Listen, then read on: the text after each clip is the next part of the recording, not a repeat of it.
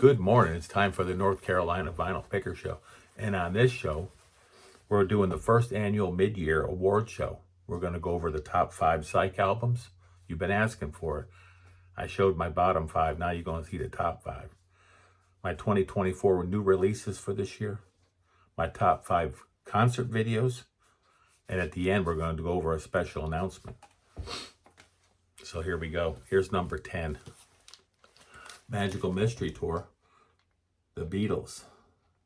One of my favorite all-time albums, but it comes in at number 10. This is going to be a recap of the bottom 5. Coming in at number 9, Sgt. Pepper's. Yes, gotta love me some Peppers, but I've heard it a million times. Maybe why these two are at the bottom, but you know the top 8 are going to be just banging. Coming in at number, where are we at? Coming in at number 8, Gandalf. Great album. Just started listening to this year. If you haven't heard it, you need to get it. And the RSD copies are $150. I was lucky to get this one for $40. It's a repress. It's an older repress, come to find out. Coming in at number 7, United States of America with Joe Bird. Gotta love this album. This one and another one I'm going to show you in just a minute are must-haves. Coming in at number 6, Odyssey and Oracle, The Zombies, Time of the Season.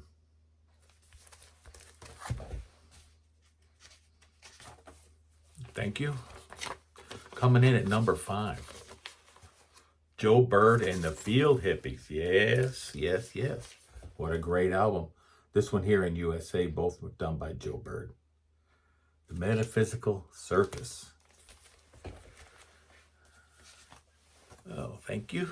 Number 4, Spirit, The 12 Dreams of Dr. Sargonicus. Oh, man, what a record. This is a smoker. You love Spirit, you got to listen to Randy California do The 12 Dreams of Dr. Sargonicus. What we got next there? Thank you. SF Sorrow, The Pretty Things. Just got this week. I've heard it. It's kind of similar to Gandalf, but yeah, The Pretty Things. This one here is an excellent psych album.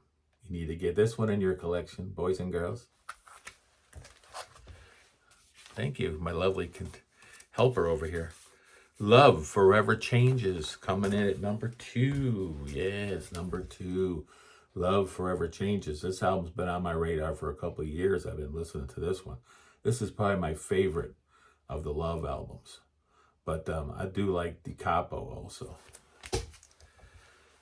What do we have? Number 1. Number 1. Number 1. Oh, goodness. Can only be one. Piper at the Gates of Dawn. Gotta be Piper. Yes, Syd Barrett. So there you go. There's my top 5. People have been asking, what are your top 5? We know what your bottom 5 are. Well, what are your top 5? Yeah, Picker got all dressed up for the occasion and everything. Okay, now, what do we got here? Don't forget FOMO. FOMO's real. The next thing I want to talk about today sound like Vinyl Richie. No, that's not. Okay, so the next thing we're going to do is 2024 releases. So these are the 2024 releases that I've gotten this year. And yes, the Yale Bowl. These are all from RSD. So there's number 1. Now these aren't even. These are all RSD titles mostly. David Bowie, or some people call him Bowie. I don't know why. Waiting in the Sky. This is a really good record. These are all really good. Dark Side of the Moon. This is the new, what do they call it? It's clear vinyl. Printed on UV printed art clear vinyl. I haven't even opened it yet. I'm going to leave this sucker sealed probably. I listened to my German quad. Oh, that sucker. How about Harmonia? This is a krautrock band. This came out this year. It's a re-release, of course. And Emerson, Lake and Barry, 3 to the Power of 3, Rockin' the Ritz, New York City, 1988. And 3 to the power of 3 was actually Emerson, Lake and Palmer, but this is Emerson, Palmer, and Barry, because Greg Lake didn't appear on this one. This was a short-lived band, trying to sound like an 80s band, kind of like some of them other ones that were popular during the 80s, like Asia and a few others. Pretty cool vinyl. Got this over at Mr. K's. Yes, Mr. K's. Mr. K's is over, of course, is in Asheville. Another RSD, Kate Bush, Eat the Music. Yep, that's pretty cool looking on a 10-inch. And then, of course, Steven Wilson, he just announced yesterday he's going to go on tour next year in the UK. I didn't see any USA dates. I got to go see him. Much prefer to see him live doing his solo stuff than the old Porcupine Tree stuff. I've already seen Porcupine Tree. So I'm looking forward. I've seen Steven Wilson twice too, solo. But I digress. I want to go see him again. It's been a while. It's been 7 years. That's what he says, 7 years. This is the Harmonic Divergence, Steven Wilson. And this is incredible.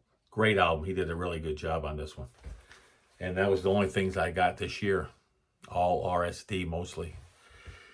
So what are we doing now? We're talking about concerts.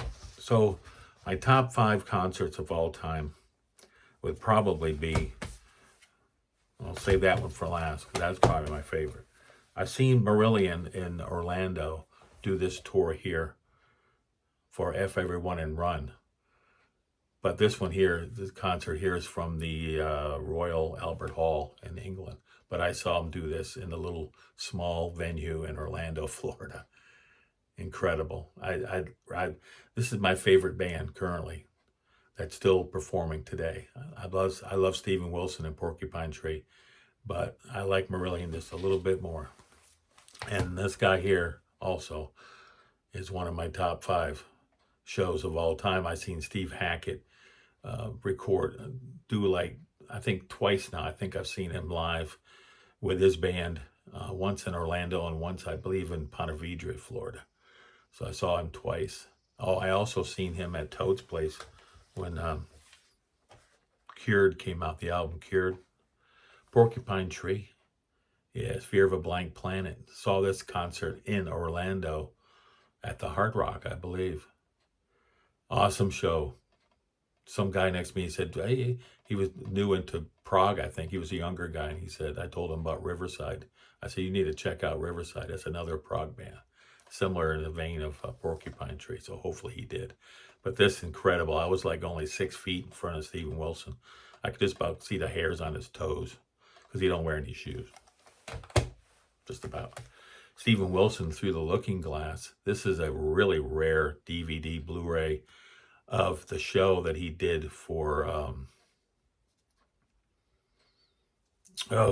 can't think of the name of the album. Okay, but anyway, I was doing so good. And Cannot Erase. Sorry about that. But yeah, awesome. Was a great show. Saw that one in Orlando in that same small venue that I saw Hackett and Marillion at. And yeah, hopefully he gets back here, does some more solo stuff. But And Cannot Erase, just an incredible album. And this is such a rare DVD. I don't think there's another one for sale on Discogs. I think this is the only one. Speaking about it can only be one. How about Pulse, Pink Floyd? I seen this show in Orlando. Oh no, it was Tampa. Sorry, it was in Tampa with my nephew, and it was a great show. I remember it all them years ago, back in 92?